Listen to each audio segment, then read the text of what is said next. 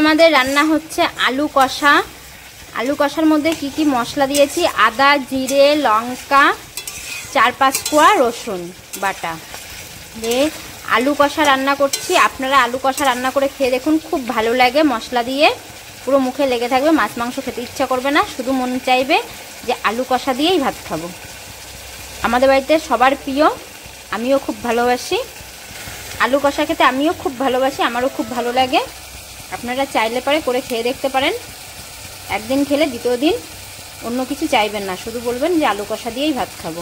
দেখতেই পাচ্ছেন বন্ধুরা, আলু কষার মধ্যে আমি লবণ দিয়ে দেব, স্বাদ অনুযায়ী লবণ দিয়ে নিয়েছি। ভালো করে একটু নাড়াচাড়া দিয়ে নেব।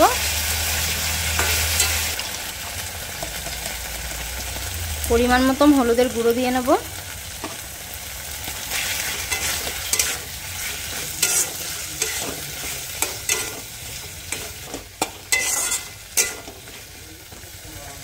আমাদের আলু কষা রান্না হয়ে গেছে, নামিয়ে নেবো। দেখতে পাচ্ছেন বন্ধুরা, এই দেখুন তেল ছেড়ে দিয়েছে, তার মানে আমার আলু কষাটা হয়ে গেছে। আর আলু কষাটা দারুণ একটা সেন্ট বেরিয়েছে, খেতেও খুব সুন্দর লাগে।